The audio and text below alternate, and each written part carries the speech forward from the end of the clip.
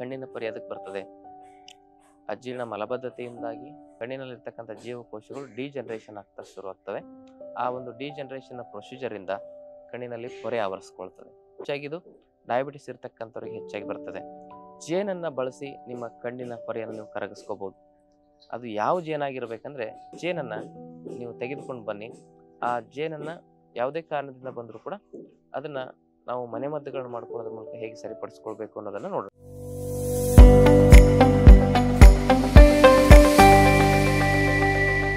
ಓಂ ಶ್ರೀ ಗುರು ಬಸವಲಿಂಗಾಯ ನಮಃ.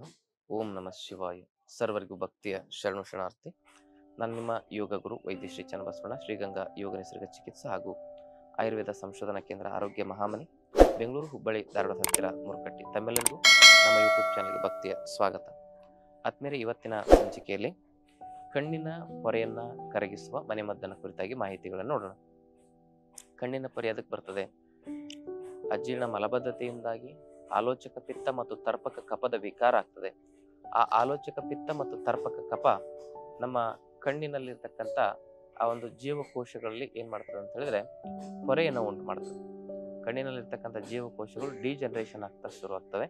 ಆ ಒಂದು ಡಿಜನರೇಷನ್ ಪ್ರೊಸೀಜರ್ ಇಂದ ಕಣ್ಣಿನಲ್ಲಿ ಪೊರೆ ಆವರಿಸ್ಕೊಳ್ತದೆ. ಅಂದ್ರೆ ನಾವು ಮನೆಯನ್ನ ಹೆಚ್ಚು ಸರಿಯಾಗಿ ಕ್ಲೀನಾಗಿ ಇಟ್ಕೊಳ್ದಿದ್ದಾಗ ಮನೆಯಲ್ಲಿ ಹೆಂಗೆ ಜಾಡಗಟ್ಟದಲ್ಲ ಹಾಗೆ ಕಣ್ಣಿನಲ್ಲೂ ಕೂಡ ಹಾಗೆ ಕಣ್ಣಿಗೆ ಬೇಕಾಗಿರ್ತಕ್ಕಂಥ ಜೀವಸತ್ವಗಳ ಕೊರತೆಯಿಂದ, ಕಣ್ಣಿಗೆ ಬೇಕಾಗಿರ್ತಕ್ಕಂಥ ರಕ್ತ ಸಂಚಾರದ ಕೊರತೆಯಿಂದ, ಕಣ್ಣಿಗೆ ಬೇಕಾಗಿರ್ತಕ್ಕಂಥ ಪ್ರಾಣವಾಯುವಿನ ಕೊರತೆಯಿಂದ, ಕಣ್ಣಿಗೆ ಬೇಕಾಗಿರ್ತಕ್ಕಂಥ ಪಿತ್ತ ಮತ್ತು ಕಫದ ಸಮತೋಲನತೆಯ ಕೊರತೆಯಿಂದಾಗಿ ನಮ್ಮ ಕಣ್ಣಿಗೆ ಪೊರೆ ಆವರಿಸ್ಕೊಳ್ತದೆ. ಈಗ ಯಾವುದೇ ಕಾರಣದಿಂದ ಬಂದಿರತಕ್ಕಂಥ ಪೊರೆಗೆ ನೀವು ಅದನ್ನ ಆಪರೇಷನ್ ಇಲ್ಲದೆ ಸರಿ ಮಾಡ್ಕೊಳ್ತಕ್ಕಂಥ ಪ್ರಯತ್ನವನ್ನು ಮಾಡ್ಬೋದು. ಹೆಚ್ಚಾಗಿದು ಡಯಾಬಿಟಿಸ್ ಇರ್ತಕ್ಕಂಥವ್ರಿಗೆ ಹೆಚ್ಚಾಗಿ ಬರ್ತದೆ. ಹಾಗೂ ಯಾರು ಸಮತೋಲ ಆಹಾರವನ್ನು ತಿನ್ನೋದಿಲ್ಲ, ಸರಿಯಾದ ಕ್ರಮಬದ್ಧವಾದ ಜೀವನ ನಡೆಸೋದಿಲ್ಲ ಅಂಥವರಿಗೆ ಈ ಪೊರೆ ಬರ್ತಕ್ಕಂಥದ್ದನ್ನು ನಾವು ಕಾಣಬಹುದು. ಕೆಲವರಿಗೆ ಹೆರಿಡಿಟಿನೂ ಕೂಡ ಈ ಸಮಸ್ಯೆ ಬರುತ್ತೆ. ಯಾವುದೇ ಕಾರಣದಿಂದ ಬಂದರೂ ಕೂಡ ಅದನ್ನ ನಾವು ಮನೆಮದ್ದುಗಳನ್ನು ಮಾಡ್ಕೊಳ್ಳೋದ್ರ ಮೂಲಕ ಹೇಗೆ ಸರಿಪಡಿಸ್ಕೊಳ್ಬೇಕು ಅನ್ನೋದನ್ನ ನೋಡೋಣ. ಒಂದು, ಜೇನನ್ನ ಬಳಸಿ ನಿಮ್ಮ ಕಣ್ಣಿನ ಪೊರೆಯನ್ನು ನೀವು ಕರಗಿಸ್ಕೋಬಹುದು. ಅದು ಯಾವ ಜೇನಾಗಿರ್ಬೇಕಂದ್ರೆ ಬೇವಿನ ಮರದಲ್ಲಿ ಇಟ್ಟಿರ್ತಕ್ಕಂಥ ಜೇನಾಗಿರ್ಬೇಕು.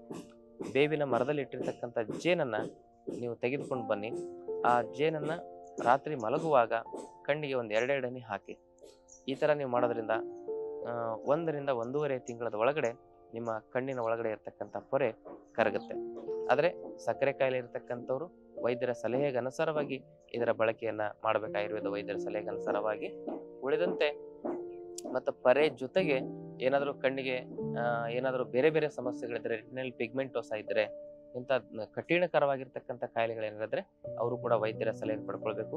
ಕೇವಲ ಕಣ್ಣಿನ ಪೊರೆ ಮಾತ್ರ ಇದೆ, ನಾನು ಬೇರೆ ಯಾವುದೋ ಆರೋಗ್ಯದ ಸಮಸ್ಯೆ ಇಲ್ಲ ಅಂದ್ರೆ ಅಂಥವ್ರು ಇದರ ಪ್ರಯೋಜನವನ್ನ ಬಹಳ ಬೇಗ ಪಡ್ಕೊಳ್ಬಹುದು ಅಂತಕ್ಕಂಥ ಮಾತನ್ನು ಹೇಳ್ತಾ, ಈ ಮಾಹಿತಿ ಇಷ್ಟ ಆದ್ರೆ ತಮ್ಮ ಬಂಧು ಮಿತ್ರರೊಂದಿಗೆ ಶೇರ್ ಮಾಡ್ಕೊಳ್ಳೋ ಜೊತೆಗೆ ಫೇಸ್ಬುಕ್ನಲ್ಲೂ ನಮ್ಮ ಪೇಜ್ ಇದೆ.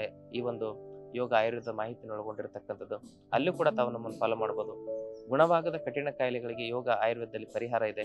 ಕಂಡುಕೊಳ್ಳುವ ಪ್ರಾಮಾಣಿಕ ಪ್ರಯತ್ನವನ್ನಷ್ಟೇ ನಾವು ಮಾಡಬೇಕು ಅಂತಕ್ಕಂಥ ಮಾತನ್ನು ಹೇಳ್ತಾ, ನಮ್ಮ ಜವಾಬ್ದಾರಿ ಈ ಒಳ್ಳೆ ವಿಚಾರಗಳನ್ನ ಹರಡೋದು. ಅದಕ್ಕಾಗಿ ಮತ್ತೊಮ್ಮೆ ಹೇಳ್ತಾ ಇದೀನಿ, ಚಾನಲ್ ಸಬ್ಸ್ಕ್ರೈಬ್ ಮಾಡ್ಕೊಳ್ಳೋದ್ರ ಮೂಲಕ ಈ ವಿಡಿಯೋನ ಎಲ್ಲರಿಗೂ ಶೇರ್ ಮಾಡಿ. ತಮ್ಮೆಲ್ಲರಿಗೂ ಭಕ್ತಿಯ ಶರಣಾರ್ಥಿ. ಲೇಟೆಸ್ಟ್ ಹಾಗೂ ಇಂಟ್ರೆಸ್ಟಿಂಗ್ ಸುದ್ದಿಗಳಿಗಾಗಿ ಬಾಸ್ ಟಿವಿ ಕನ್ನಡ ಚಾನೆಲ್ನ ಸಬ್ಸ್ಕ್ರೈಬ್ ಮಾಡಿ. ಹಾಗೆಯೇ ಬೆಲ್ ಐಕಾನ್ ಪ್ರೆಸ್ ಮಾಡಿ. ಇದರ ಜೊತೆಗೆ ಫೇಸ್ಬುಕ್, ಇನ್ಸ್ಟಾಗ್ರಾಮ್, ಎಕ್ಸ್ ನಲ್ಲೂ ಮಿಸ್ ಮಾಡದೆ ಫಾಲೋ ಮಾಡಿ.